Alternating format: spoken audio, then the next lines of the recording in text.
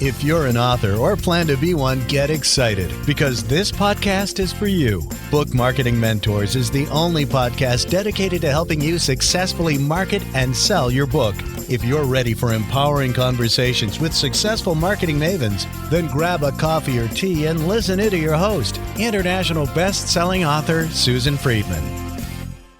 Welcome to Book Marketing Mentors, the weekly podcast where you learn proven strategies, tools, ideas, and tips from the masters. Every week, I introduce you to a marketing master who will share their expertise to help you market and sell more books. Today, my special guest is Anne Bartolucci, PhD. Anne is a writing mentor, USA Today best-selling author, and psychologist.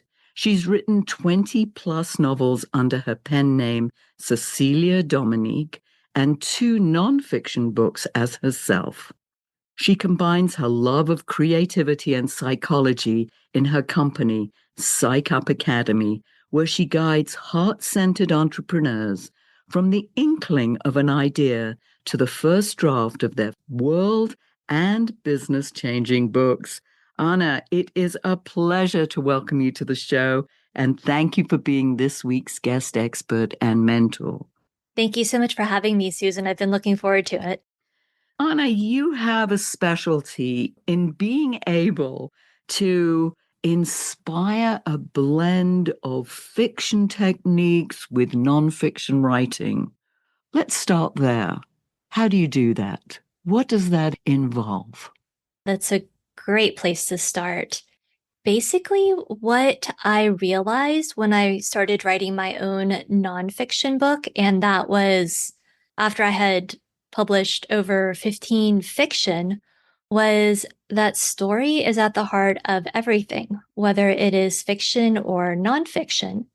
And when it comes to nonfiction, what we're doing is taking our readers on a journey. So whereas with fiction, that is having them identify with the hero and bringing them through the process, with nonfiction, we are still bringing our readers from a place where they are doing, thinking, or believing something that is not helpful for them and bringing them through a process to where they are transformed and they are able to, whether it's in your world, whether it's market their book or maybe it is growing their business with your signature method, they're able to solve their problem and most importantly, get past their internal and external obstacles in order to do so.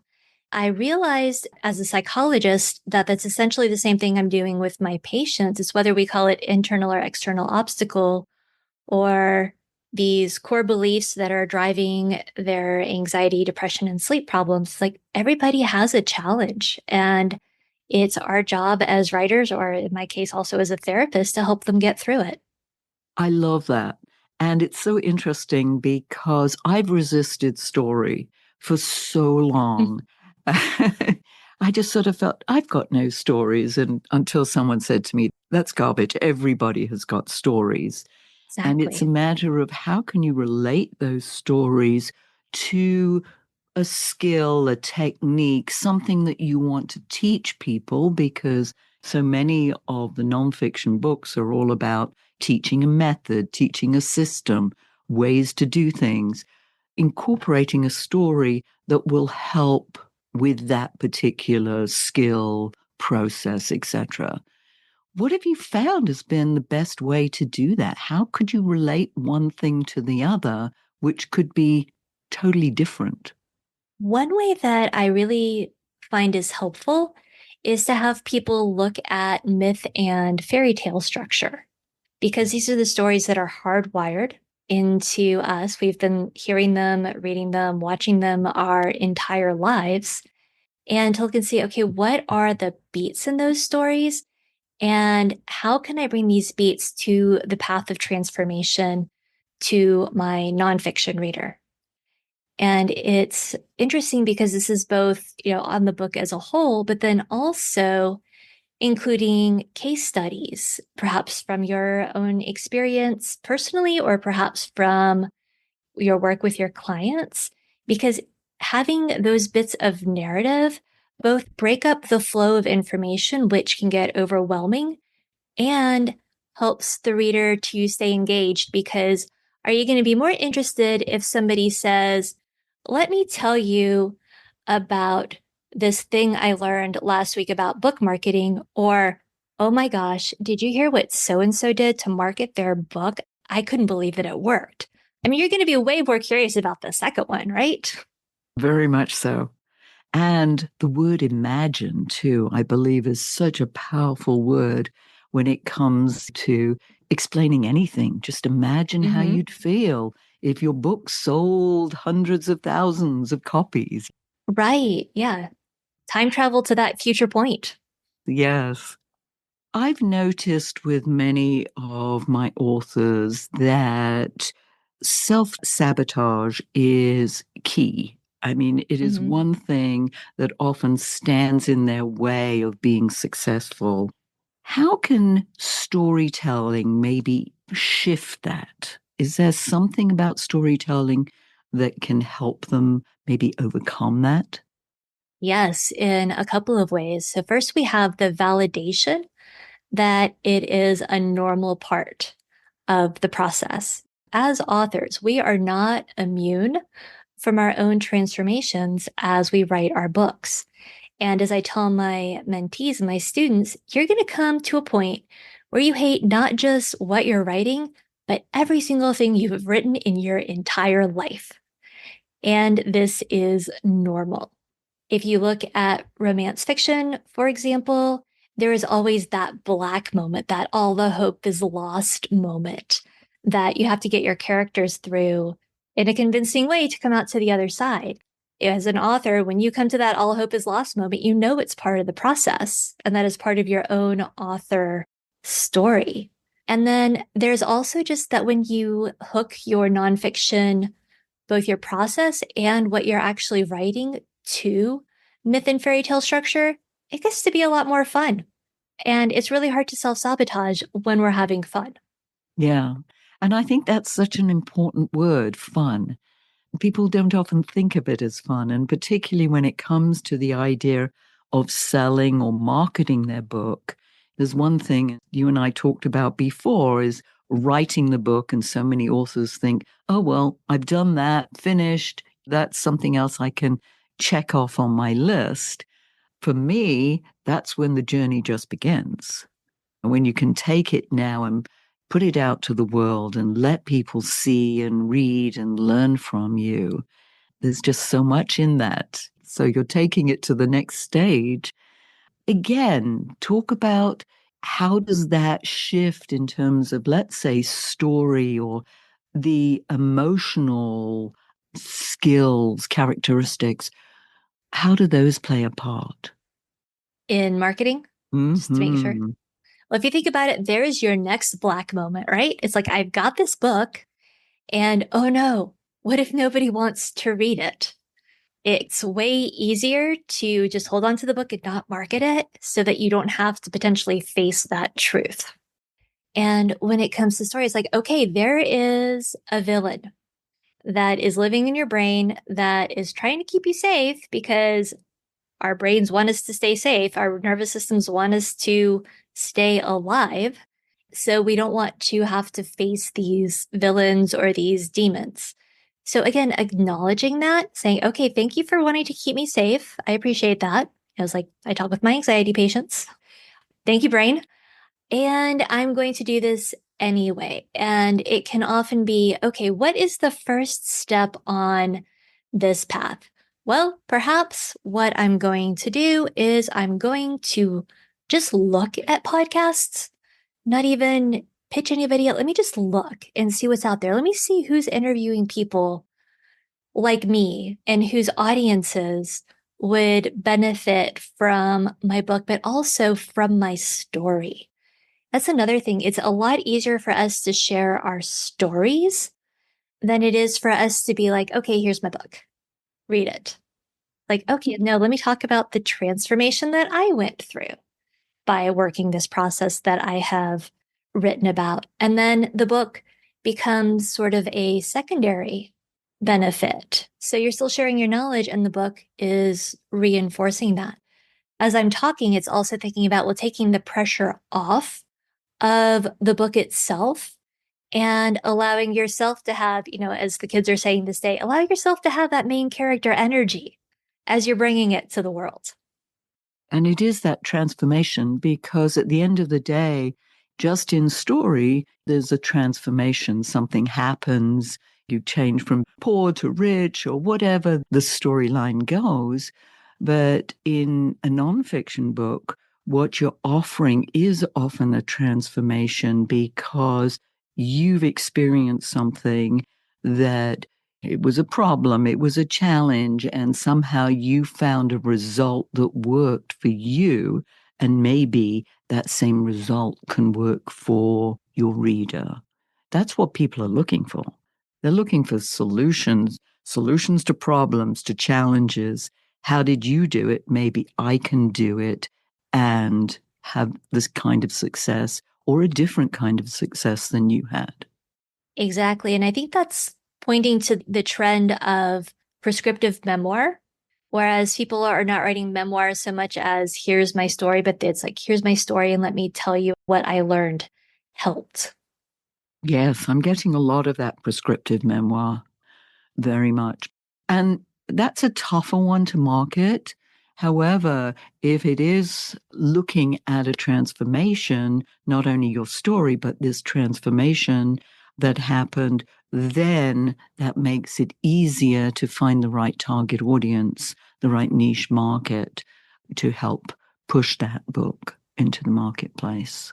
Very much so. Is there like a simple fiction technique that, let's say, any nonfiction writer could try to make not only their book more engaging and interesting, but even just content marketing, the piece that they might write in their blog, in their newsletter, or even talk about on a podcast?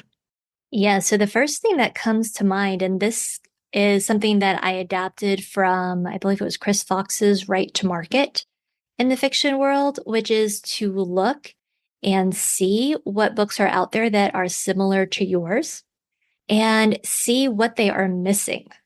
What is the gap that you can fill? And that is where content marketing and also book structure starts is, okay, what is my unique perspective here? And I also encourage people, because this can be a discouraging exercise, right? It's like, oh, there's so many books on like mindfulness out there. Well, if you think about it, if it's a subject you love, how many books do you have on your shelf already about this topic? Probably a ton, and you're still going to buy more new ones when they come out. And that's because your readers are interested in how your unique perspective can help them to understand things in a different way. And one of the best techniques that somebody can use is to think about the hook. When you start a fiction work, whether it's a novel or a novella or a short story, you want to hook that reader from the very beginning. And sometimes I have found when I've read nonfiction books that there's a bit of throat clearing that happens at the start. I mean, you've probably noticed this as well. And it's like, no, let's jump right into the hook. Let's see how we can immediately engage the reader, not only with this is such cool information, but also with empathy. How many times have you heard somebody say of a novel is like, well, I couldn't get into it because I had such a hard time connecting with the main character? But yeah, that happens with nonfiction as well. And so often I recommend that people will hook their readers with a story. And both of my nonfiction books do start off with a situation that I found myself in that helped me to realize that I needed to write the book with business basics for private practice. It was one of my toughest days in private practice, and I wish I'd had this resource. And for Better Sleep for the Overachiever, it was, oh, I was giving this talk on insomnia, and I realized afterwards that people needed this particular angle on it. Like I had the slide deck out in my waiting room in my office, and people would always pick it up and they'd be like, when is this going to actually be a book? Okay, well, there's a good start. Yes, your audience is telling you what you should be doing, because Exactly. we take it for granted sometimes, and we overlook some simple things that people need. And often just asking your audience, where do you have challenges that need a solution, may be the answer to your problem. I really like the idea of throat clearing. Could you give me an example of that? I thought that was so cool. Well, think about how many people actually read the introductions to nonfiction books. A lot of times those introductions are the throat clearing. It's like the author has to warm themselves up in order to get into what they really want to say. That's when I discuss whether to do an introduction or not. That's one thing I tell my students, like, well, don't count on people to read it. Make it useful, but not absolutely necessary. And I wish I could think about a specific example of where it was like, okay, when are we actually going to get to it? And I'm sorry, but I cannot, but perhaps you can. Well, it's interesting that you say and talk about the introduction as being potentially that throat clearing exercise, because often I want to see the introduction to a book because I feel that if it's well written, I should know basically what the book is all about. Now, I don't know the details, obviously, because in a couple of pages, let's say, you're not going to be telling everybody what the book is in detail, but you can get the macro of what the book is about. And I think that's important for a well-written book. But it's interesting that you say this is like, oh, getting into writing the book. What I love to do is to read books, things that I've written, and to see, and I was like, I don't recall ever writing that. Yes. It's like, when did I write that? I mean, I remember sitting down and writing, but I don't remember writing that particular thought or that idea, that concept. I was like, wow, that's pretty good. I wonder where that came from. Oh, yes, that happens to me all the time, both with fiction and nonfiction. Several years ago, I was going back through my Ether Psychics books, my steampunk series, to adjust the language for audiobooks. Because when you're writing for audio, which, at this point, everybody should be writing for audio, right? When you're writing for audio, in fiction, you have to be very conscious about speech tags and making sure, it's clear who's speaking, but not overwhelm the reader with he said, she said, whatever. And so I was reading back through these books and adjusting them. And I told my husband, I'm like, I feel like I'm reading something that was written by somebody else. And you know what? They're pretty good. He thought that was hilarious. He's like, I'm glad you think so. I'm like, yeah, these plots are amazing. Which is nice because a lot of times people will think that they're going to go back and read something that they wrote a lot earlier and be like, this sucked. Like, no, happy surprises could be waiting for you. You also talked about looking at what other people have written in your subject and looking for a different angle, filling a gap that may be missing. And I remember when I was writing business event planning for dummies, I wanted to trade show training. That was the subject that I wanted to talk about. And I was going to find a way to incorporate that into this book. So I went out and looked at all the books about event planning, meetings, to see what was said about trade shows. And pretty much everything that I read, there was like a paragraph about trade shows. If there was a page, it was already a lot. I was like, yes. I ended up writing 3 chapters on trade shows in that book. There you go. And have you gotten feedback from people that those were really helpful chapters? Oh, absolutely. Yeah, a lot of times people don't know what's missing until you tell them what's missing. Yes. And doing your own research as to if you have a favorite topic that you feel you want to share with the world, how can you do that? What are other people saying, which you rightly said, you look at, books on mindset. There are a ton of books on mindset. I mean, it's a popular topic.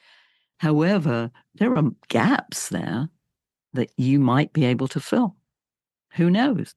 Exactly. And as you were talking about, people will often do this content marketing process at the end of writing their book, whereas it's so helpful to do from the very beginning.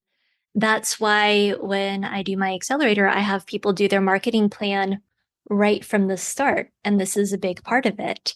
Interestingly, one of my students who went through the accelerator last fall, she's now fielding at least 2, maybe more contract offers at this point because she had all of the information she needed from that marketing plan and the work that we did for a kick-ass book proposal. And that's an excellent segue into telling our audience about your cohort and the services that you offer. Thank you. And yes, again, looking at the market, filling a gap with what's out there, because a lot of book coaches offer one-on-one mentoring, which is awesome. However, I have found, again, through the fiction world, that being in a critique group and having the support of other authors who are where you are can be so helpful and validating and encouraging, because everybody secretly or not so secretly fears that their writing sucks. And so by going through the process in a cohort, you get to find out, well, maybe it does, but not as much as I think, or maybe it doesn't at all. I run an accelerator 3 times a year, and this is 8 weeks to first chapter, book outline, and marketing plan. Yes, we focus a lot on the hook. We go more deeply into the content marketing than, of course, I mentioned here. And I also guide them through, okay, let's talk about myth and fairy tale structure and use that to help you structure your book for the outline to help you appeal to the audience. And again, make it more fun for you to write. The way to check that out is on my website, which is psychupacademy.com. And if you would like to check me out beforehand, and I do encourage people to do this, I will be running a Start Your Book challenge the second week of January, probably second into third week. And I had been doing it live, but I've been finding that it's so hard for people to fit live stuff into their schedule. So it's going to be more of an on-demand with a live Q&A and opportunity for you to bring homework and talk to me about it. The link for that will be in the show notes. Absolutely. I'll put all that information in the show notes. I love the idea that you say that people think their writing sucks. It's like, oh, yes. The number of times that I've thought that, I was like, does this make sense? And, I've often used, people in my mastermind group to say, hey, can you look at this? Is this okay? Does this make sense? And we do need other people to help us with that, because writing can be a very lonely business. You're doing it on your own. Yeah, and I didn't realize just how much this was needed until I ran the beta cohort. Then they said, okay, what's next? We want to stick together. We want to keep working with each other and writing with you. After the accelerator, if people like, there is an opportunity for a mastermind, which is essentially, yes, they critique each other and they also get feedback from me. So it's essentially like an initial developmental edit on the book. So Yes. helpful to do that. And I know when groups sort of start blending and trusting and getting to know each other, especially through writing, because there's very personal aspects about writing that when you start sharing it with someone, you're building trust with each other. So yeah, I can see that people want to stick together. It's like, hey, I want to be with that person. I like them. Yes, they get my stuff. It's all good stuff. Anna, as you know, always have our guests leave our listeners with a golden nugget. What's yours? I would say embrace the plot twists. Writing a book and then marketing a book, it's a journey. You're going to have stumbles and delays and unexpected things that could derail you. And that's when you just yell plot twist and keep going, because there's going to be tons of good surprises along the way as well. Yeah, unfortunately, that road isn't straight and it isn't smooth as much as you'd like it to be. Yeah, the twists and turns and roadblocks. Exactly. So, Anna, thank you so much for sharing your wisdom. Such great stuff. Listeners, go back, listen to this. There's some very deep thoughts and deep ideas that Anna has shared. Go check them out again because you may have missed them first time round. I know I did, so I'm going to listen to them again because some very useful aspects about story, how you can integrate that into your nonfiction writing. And listeners, if your book isn't selling the way you wanted or expected to, let's you and I jump on a quick call together to brainstorm ways to ramp up those sales because you've invested a whole lot of time, money, and energy, and it's time you got the return you were hoping for. So go to bookmarketingbrainstorm.com to schedule your free call. And in the meantime, I hope this powerful interview sparks some ideas you can use to sell more books. Until next week, here's wishing you much book and author marketing success.